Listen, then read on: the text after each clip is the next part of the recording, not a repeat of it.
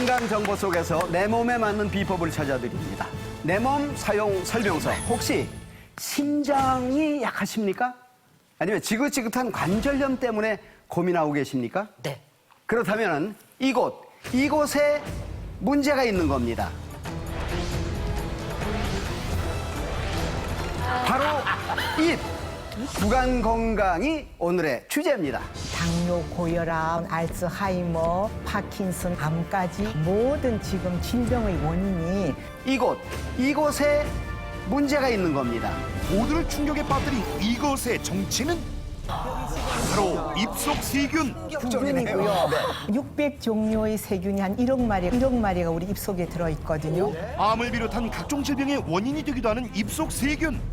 구강의 염증이 무서운 이유 중에 하나가 1분 안에 말초 혈관까지, 모세혈관까지 퍼져나갑니다. 헐리우드 스타들도 선택한 기적의 건강법이라면 문제없다. 하루 20분이면 입속 건강은 물론 질병까지 예방할 수 있다는데 모두를 깜짝 놀라게 한 그 비법은 과연 무엇일까? 단 한 번의 체험만으로도 내 몸의 독소를 줄일 수 있는 놀라운 비법. 잠시 후 공개됩니다. 옛말에 우리 몸이 천냥이면은 눈이 900냥이라고 했습니다마는 요즘은 입이 900냥이라고 할 만큼 현대인에게 입 건강이 대단히 중요한 몫이 되고 있습니다. 그래서 함께 얘기를 나눠주실 전문가 한 분을 여러분들께 소개를 해드리겠습니다. 고려대학교 통합의학센터 이왕림 교수님을 여러분 환영해 주십시오.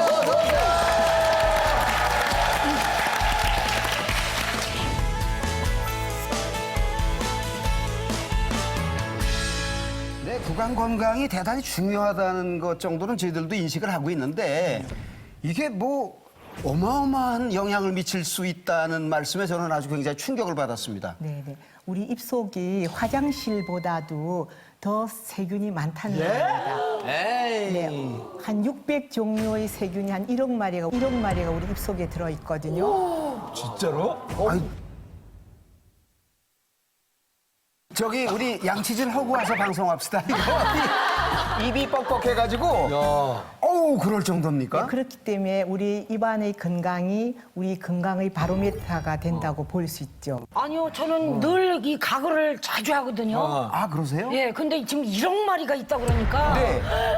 저는 치과를 평생에 4번 가봤거든요. 네. 근데 얼마 전에 한 5년 전인가 저기 스캐닝 하러 갔다가 2대 하고 무서워서 나와버렸어요. 도망쳤어요. 네. 근데 사실 입에 관해서는 우리가 특별히 신경을 안 쓰는 게 사실 뭐 아파봐야 뭐 정말 어떤 혓바늘 돋고. 혓바늘 가끔 돋을 때 네. 그때 뭐 이렇게 발라주면 되고요. 그리고 뭐 소금을 칫솔질 하다가 칵 하면 또 이게 엄청 찢어지고 그거야 두면 자연적으로 다 나요 그냥. 그러니까 이가 아플 때나 치과 가지 사실 지금 그 이왕림 교수님께서 얘기하시는 거 너무 좀 과하게 얘기하신 거 아닌가 싶네요. 아니요, 전혀 과하지 않습니다. 이거는 지금 우리 의학계에서 요즘 장에 대해서 유해균, 뭐 유익균하고 미생물에 대해서 굉장히 많이 얘기를 하는 것과 똑같이 우리 입이 항문까지 하나의 소화기관 관이기 때문에 네. 여기에 서식하는 균 미생물에 대해서도 신경을 많이 써야 됩니다. 그렇습니까? 그러면은 그 개념이 조금씩 이제 이렇게 느껴지긴 합니다. 이거랑 거기랑 이렇게 일직선이. 어쨌든 일반적인 개념에서 우리 입 안에는 무려 1억 마리나 되는 세균이 드글드글거리고 있다 그러니까 우리가 지금부터 우리 교수님 말씀을 주목하지 않을 수가 없습니다. 제작진에게 내려진 특명 입속 세균을 찾아라. 입속 세균의 실체 확인을 위해 담당 PD가 직접 구강 세균 검사를 받아보기로 했다. 잇몸 상태를 파악하는 구강 방사선 검사부터 치아 표면의 세균, 그러니까 치태를 확인하는 검사, 그리고 현미경을 통해 본 구강 세균의 활동 모습까지. 잠시 후 그 충격적인 결과가 공개됩니다. 얼마나 하길래 충격적인 결과를. 현미경 검사 결과부터 확인해 보도록 하겠습니다. 궁금해요. 여기 보시. 네. 우와.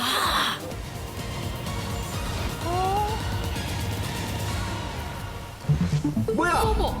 네. 야 이게 뭐냐? 진짜 충격적이네요. 여기 지금 동글동글한 게 구균이고요. 네.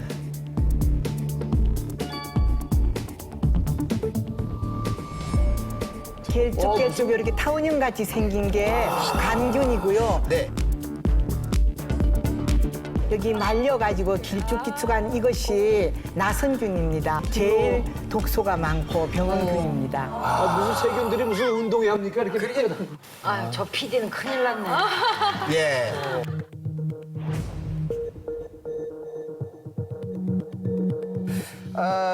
가장 크게 문제를 일으킬 수 있는 세균은 어떤 게 있습니까? 네, 그림을 보면서 설명해 드리겠습니다. 여기 이제 구강병원성 미생물의 종류에서 제일 우리가 흔히 보는 그 진지발리스라고 저것이 우리가 많이들 알고 있는 세균이죠.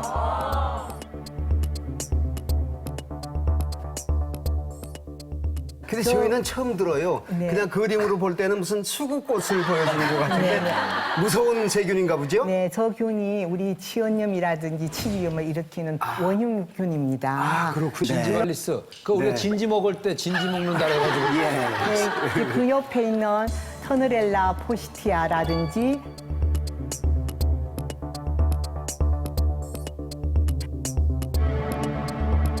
트리포네마 덴티콜라 이런 것들이 다 병원성 구강에 있는 나쁜 균들이죠. 실제 한의학에서는 입의 설진, 특히 혀가 중요한데 혀 모양을 가지고 건강을 진찰을 해왔었습니다. 네, 실제 뭐야. 건강한 혀를 한번 보세요. 어우. 설질이 중요한데 설질은 혀 전체 모양인데요. 네. 설질이 다홍색이고요. 부드러운 분홍색이고 설태가 약간 백색을 띠면서 그다지 많지 않은 경우. 네, 옆에 이제 주변을 같이 보셔도 좋을 거예요. 근데 여기 붉은 혀라고 해서 설질 전체가 아주 붉게 나와 있는 경우가 있죠. 예. 네. 보통은 스트레스가 과다한 상태. 그래요? 네, 그리고 노인 만성 질환. 네. 그래요? 그다음 혀 갈림증이 있죠. 예. 저 경우도 마찬가지로 스트레스가 아주 극심하거나 또는 음어, 노인성 만성 질환을 앓고 있거나 영양 부족인 경우가 많고요. 설태만 가지고도 쭉 얘기를 할 수 있는데 밑에 보면 백태가 사실 저 진료실에서 제일 많이 접하는 일반적으로 분들이에요. 많죠, 예. 네네. 백태는 저게 어느 정도로 하얗게 끼어서 칫솔질을 아무리 해내도 구취 때문에 많이 하시지만 금방 다시 생기는 거죠. 병리적인 백태일 때는 저 경우는 보통 소화 기능이 아주 좋지 못하거나 그리고 비위장에 열이 쌓인 경우예요. 그래서 요 건너뛰어서 황태를 보시면 예. 태가 있긴 하지만 아주 누렇게 끼어 있는 경우인데 이 경우는 간담의 열, 심의 열, 그러니까 전체적으로 내장기에 열적인 반응이 많이 나타나고 있을 때 그 흑태는 뭐예요, 흑태는? 흑태는요 제일 안 좋은 경우입니다. 안 좋아요? 일반적으로 세균의 어떤 감염이 굉장히 극심한 상태거나 한이나 열로 굉장히 많이 치우쳐져 있는 상태. 그렇군요. 근데요, 선생님, 이를 아무리 잘 닦아도 이렇게 속에서 올라온다 그러나요? 냄새요. 이렇게 같은 지인이나 뭐 남편도 그렇고 그렇게 하면 그 올라오는 그 냄새가 어디가 나빠서 그 냄새가 나는 거예요? 제가 보통은 입에서 냄새가 나면 닦지 않아서 위생상의 문제라고 생각하시거나 치과적인 문제만을 짚으시는데요. 아까 설명 주셨지만 입이라는 것은 바로 우리 식도부터 이어져서 위소장으로 이어지는 거죠. 예. 그래서 속에 있는 문제들이 생길 때는 잘 내려가지 못하거나 만성적인 위궤양이나 위염이 있을 때는 그 구취가 올라오는 경우가 많고요. 또 하나는 그 고도 비만인 경우에도 그 대사장애 때문에 특별한 냄새가 나는 경우도 꽤 비만도요? 많습니다. 네, 신장이 나쁠 때는 암모니아 냄새가 난다든가 또는 간이 나쁠 때는 달걀 썩는 냄새가 난다든가 이렇게 특정 당뇨에는 약간 새큼한 냄새가 난다든가 새큼해요? 네네 이런 특정 냄새가 올라오기도 하는데요. 그래요? 이 증상들과 잘 감별해서 진단하는 데 도움을 주기도 합니다. 구강이 정말 내가 건강한가는 어떻게 알 수가 있어요? 입냄새를 통해서도 알 수가 있습니다. 특히 스트레스를 받으면 우리 손발에 땀이 나고 입이 마르잖아요. 네. 스트레스를 받으면 입에 건조증, 입 마름증이 생기면서 네. 면역력이 떨어져요. 왜냐하면 침이라는 게 우리가 침이 돈다라는 얘기 하잖아요. 이 침 자체가 살균 소독한 역할을 하는데 침이 사라지게 되면 면역력이 확 떨어지니까 구강 주변에 염증도 굉장히 많이 생겨나거든요. 그래서 이런 병을 구강 건조증이라고 하는데 구강 건조증이 입냄새 원인 중에 가장 많은 부분을 차지하고 있죠. 한편적인 경우하고도 굉장히 맥락이 닿는데요. 보통 스트레스가 많아지게 되면 우리의 기기가 이렇게 딱 막혀요. 그래서 여러분들 왜 합병이라는 얘기 하잖아요. 스트레스가 심해져서 기기가 울체가 되면 열이 생기게 돼서 그것들이 만성적으로 위로 올라오게 되면 구강 건조증을 일으키기도 하고요. 이런 조건이 아주 오래 가게 되면 면역 기능이 떨어지게 돼 있습니다. 그러면 입안이 건조해지면 어떤 병이 생길 수 있어요? 구강이 건조해지면 잇몸에 염증이나 이빨 충치도 많이 생기지만 이 점막들이 방어력이 떨어지기 때문에 편도염, 인후염, 또 목소리도 갈라지잖아요. 이 건조하면 성대 염증도 생기고 위로 올라간 비염도 생기는 거죠. 그래서 이 주변에 염증이 다 생길 수 있는 그런 위험성이 있죠. 아이들의 경우에는 구강 건조증이 보통 부비동염이나 비염이 있는 경우 아이들이 이제 입으로 호흡을 하다 보니까 많이 생기게 되는데 이게 어느 문제까지 일으키냐면 치아와 턱선의 그 변화까지도 불러오는 경우들이 있습니다. 성장기. 그리고 이제 우리가 갱년기라든지 노인이 되면은 건조증이 많죠. 네. 입안도 건조하고 안구 건조증, 네. 또 피부가 건조해서 자꾸 좀 가려울 수도 있고 여자들은 네. 또 질도 건조하고 네. 그렇기 때문에 우리가 그냥 침이 마른다는 이 자체를 침으로만 보는 게 아니라 내 인체의 모든 점막에서 나오는 점액, 세포액질이 뭔가 어떤 불균형이 지금 오고 있다는 거를 해서 좀 심층 있게 검사해 보는 것이 좋습니다. 아니 저는 정말 이렇게나 무시무시한 얘기인 줄 모르고 우리 스태프들이 뭐 우리 조영구 씨하고 김민정 씨하고 저하고 세 사람의 이 구강의 건강 상태를 체크하겠다. 그러면서 뭘 이렇게 매기더니 그걸 뱉어서 싸가지고 갔거든요. 내 몸 사용 설명서 출연진의 구강 건강 상태는 어떨까? 구강세균 DNA 검사를 통해 향후 발생 가능한 질병을 판별해봤다. 누가 과연 구강 건강의 적신호의 주인공인지 발표하겠습니다. 우리 몸 건강의 바로미터인 구강 건강. 건강의 적신호가 켜진 불명의 주인공은 누군지 지금 바로 공개합니다. 제 생각에는 1등이 이상벽 씨고요. 2등이 김민정 씨고 제가 3등이라면 아니. 나이 드신 분들이 구강에 어떤 치점이 많습니다. 내가 제일 나쁜 것 같아. 내가 제일 문제가 있을 여기가 제일 문제 있을 것 같아요. 이쪽이 아 그래요? 어떤 점에서? 한 번도 안 가요. 치과를 가본 적이 없다. 사랑이법으로 갔었어요. 알겠습니다. 하여튼 뭐 결과는 봐야 할 텐데 먼저 2위부터 공개를 하고 그다음에 1등 꼴찌를 가리도록 하겠습니다.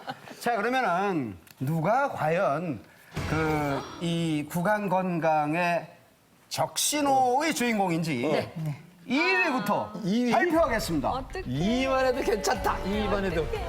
어? 2위? 네, 2위 했다. 2위. 네, 2위래요, 제가. 조영구의 구강 미생물 위험 지수는 28.92. 병원성 미생물량은 2.7%밖에 되지 않았지만 그렇다고 안심할 수는 없는 상태. 지금 조영구 씨를 보면은 네. 구강 미생물 위험 지수가 28.9인데요. 경고 수치입니다. 경고입니다. 경고. 아니, 근데 교수님 경고. 평균 지수 있잖아요. 뭐 당뇨도 몇 이상은 안 된다. 네. 평균 지수는 그럼 얼마예요? 정상 수치 15에 비하면은 이거는 경고 수치입니다. 상당한 경고를 지금 받고 있는 거고요. 그런데 조영구 씨는 이 지수가 문제가 아니고요. 예. 어떤 균이 들어 있느냐가 지금 아주 문제거든요. 즉 FN이라고 네. 저 박테리아, 뉴콜레이툼이라는 저 박테리아는 어떨 때 조심해야 되냐면은 요즘 임플란트 많이 하시잖아요. 네. 임플란트의 실패율을 많이 가지고 오는 균입니다. 그래요? 혹시 충치 있어요? 지금 임플란트 하나 하려고 그러는데요. 아, 근데 이제 경고 조치를 받았으니까 구강 환경을 확실하게 확보를 하고 난 다음에 뭘 해야 돼? 맞습니다. 아, 그냥 가면 큰일 날 뻔했어. 조혜경 선생님, 그럼 이거 이야. 열심히 닦고 뭐 이렇게 하면 되는 거예요? 제가 보기에는 조영구 씨 나이랑 비춰봐야 되거든요. 네. 앞으로 살 날이 더 많을지 모르는데 여기서 내 말씀이 좀 그런 점에서는 수치 관리를 굉장히 잘 하셔야 되는 거죠. 저 균뿐만이 아니라 이 임플란트 하면서 균이 생기면요. 심장이나 뇌로 가는 균도 많아질 수가 있는 거예요. 입속 세균이 우리 몸의 가장 중요한 기관인 심장에 악영향을 미칠 수 있다. 그게 정말 가능한 일일까? 이 구강의 염증이 무서운 이유 중에 하나가 다른 부위의 어떤 염증보다도 여기에는 워낙 투과력이 강하고 혈관이 많기 때문에 1분 안에 말초 혈관까지 모세혈관까지 퍼져나갑니다. 잇몸 안에서 염증이 생기면요. 네. 특히 제일 많은 염증 중에 하나가 잇몸의 염증이거든요. 잇몸이 하는 역할이 이빨을 잡아주는데 네. 그 사이에 벌어지는 거예요. 예. 그럼 우리가 다른 어느 곳은 손 닦다가 다쳐도 피가 잘 안 나는데 여기는 피가 굉장히 굉장히 잘 나는 그렇죠, 곳이라는 예. 게 혈관이 많이 뭉쳐 있어요. 그럼 이 혈관이 열려 있는 혈관을 통해서 균이 싹 들어가게 되면 네. 어디로 제일 빨리 가냐면 우리 몸에서 가장 혈관이 잘 도는 곳이 심장이에요. 네. 그럼 예. 심장이 생각해보면 1분에 60, 70번은 막 돌거든요. 그렇죠. 그럼 그쪽에서 전국에 뿌려주는 역할을 하는 거죠. 우리가 그런 얘기 들어보셨을 거예요. 심장마비라든지 어떤 협심증 같은 거 왔을 때 혀 밑에 넣는 나이트로그리세라이드라는 거요. 혀 밑에 넣어요. 네. 그러면 심장이 이렇게 수축되다가도 이렇게 이제 확장되거든요. 그렇죠. 네. 그만큼 잇몸뿐만이 아니라 이 입안의 점막이 네. 굉장히 넓습니다. 우리 장점막 다음으로 인체에서 굉장히 넓은 부위를 차지하기 때문에 네. 이 점막이라는 이 자체가 얇은 막으로서 혈관의 분포가 굉장히 많고 투과력이 굉장히 좋기 때문에 글로 해서도 이제 우리가 균의 독소가 들어갈 수 있는 거죠. 구강 내에 있는 세균이 일차적으로 공격하는 데가 심장? 네, 2010년까지 한 200여 편의 논문이 구강염, 치주염 이런 것이 심장의 병을 일으킨다고 많이 발표되고 있습니다. 오늘 여기 오길 네. 너무너무 잘했다. 네, 출연료 우리 모두 회식. 반납하세요. 지금 1위 되실 분이 뭘 알겠습니다. 아, 그럴지도 모르네요. 자, 지금 이제 1위하고 3위를 남겨놓고 있습니다. 나 괜히 했어, 어떤 점에서 찜찜하세요? 치과를 한 번도 가본 적이 없기 때문에. 네. 진짜 제가 치과를 몇 번을 데리고 안 가더라고. 남편 따라 자주 가. 자, 알겠습니다. 무서워. 자, 그러면 이 구강 건강 상태가 제일 나쁜 사람으로 판명이 난 1위를 공개하겠습니다. 네.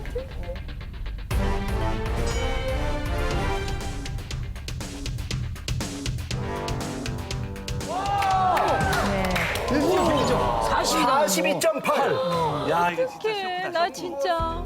김민정의 구강 미생물 위험 지수는 기준 수치 15보다 3배 정도 많은 42.8. 병원성 미생물량도 21.6%나 됐는데 특히 진지발리스의 과다 검출이 문제. 선생님, 그럼 저 진지발리스란 균을 갖고 있으면 어떤 병에 걸리기 쉽나요? 진지발리스는 이름 그대로 진지바라는 것이 우리가 잇몸이라는 얘기입니다. 네. 그러니까 치연염, 바로 치연염이 생길 수 있다는 거고요. 치연염이 이제 오래 가면은 이제 더 깊게 들어가서 치주염이 되는 거죠. 치은염이 여기 하나 있어요. 있는데 치과를 안 가는 거예요. 잇몸이 부었다 가라앉았다 저 혼자. 아, 그렇군요. 실제로는 이 치주염 환자가 800만 명이 넘어서 오고요. 어떤 통계에 의하면 40대 이상의 80%가 잇몸병을 앓고 있다고 합니다. 그 이유는 65세 이상의 경우에 고혈압이 가장 큰 흔한 질병인데 두 번째로 치주염이에요. 그 이유는 나이가 들고 특히 여성분은 갱년기가 지나면요. 침샘의 분비가 약해지면서 침도 잘 돌지 않으면서 염증이 많아지고요. 또 특히 여성분들은 단 음식 좋아하잖아요. 예. 또 커피나 콜라, 탄산음료 단 것을 먹게 되면 염증이 더 잘 생기기 때문에 방심할 수 없습니다. 세균이 그러면 심장이고 신장 이런 데 가면은 어느 정도 있다가 그게 증상으로 나타나요? 그게 딱 어느 정도라고 할 수 없는 게 지금은 면역력이 괜찮은 상태인데 면역력이 안 좋아지면 순식간에도 나빠질 수 있다는 얘기죠. 네. 얼굴만 이쁘면 뭐해요? 네, 알겠습니다. 그러면 그냥 참고로 3위를 그냥 볼까요?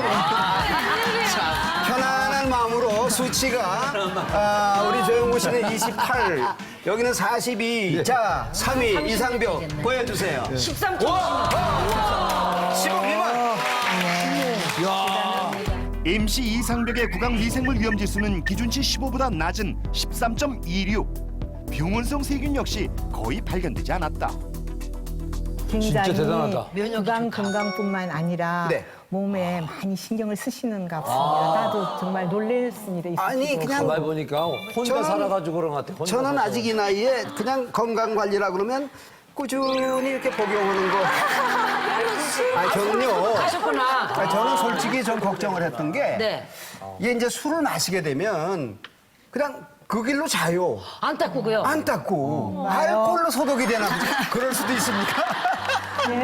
그럼 저도 내일부터 술을 먹어. 그럽시다. 근데 지금 그럽시다. 저기 교수님 이상벽 씨께서는 좀 진지발리스가 아예 수치가 하나도 없어요. 이게 여기 아, 보면은 병원성 미생물량이 거의 없습니다. 아니 이게 어떻게 이렇게 그러니까 이게 식습관 나름입니까? 아니면 무슨 뭐 양치질을 이렇게 잘한 아니요, 제가 복입니까? 처음에 얘기했듯이 구강 건강이 전체 건강의 바로미터가 지금 되니까 장도 좋으실 것 같습니다. 그렇습니까? 입속 세균은 심장뿐 아니라 전신으로 퍼져 각종 질병의 원인이 되기도 한다는데 전신을 다 갈 수 있죠. 뇌로 가게 되면 치매가 올 수 있는데요. 뼈로 또 이제 만약 가게 되면은 이제 관절염이라든지 골다공증까지도 이제 올 수 있어요. 그 치주염이 있는 사람이 발기부전이 2배나 높게 나타났어요. 겁이 납니다. 이 입 관리 하나 잘못해서 겁난다. 그렇다면 이 입속 세균이 심장 위에 또 어느 부위에 악영향을 미치는 것인지 자세히 알아보자. 피를 볼 수 있는데요. 이거 역시도 기관지도 점막이죠. 그래서 기관지 점막에 또 염증 반응이 또 오는 거예요. 그래서 기관지염이 온다든지 혹시 뭐 천식도 온다든지 폐기종이 온다든지 이렇게 해서 또 우리가 호흡기 질환이 또 많이 올 수가 있고요. 네. 특히 이제 우리가 뼈로 또 이제 만약 하게 되면은 이제 관절염이라든지 골다공증까지도 이제 올 수 있어요. 그 역시도 이제 골세포라든지 관절에도 관절세포가 이제 있는데 그 세포가 결국은 또 염증 반응을 일으켜서 제대로 활동할 수 없는 그런 질병의 상태로 가게 됩니다. 네.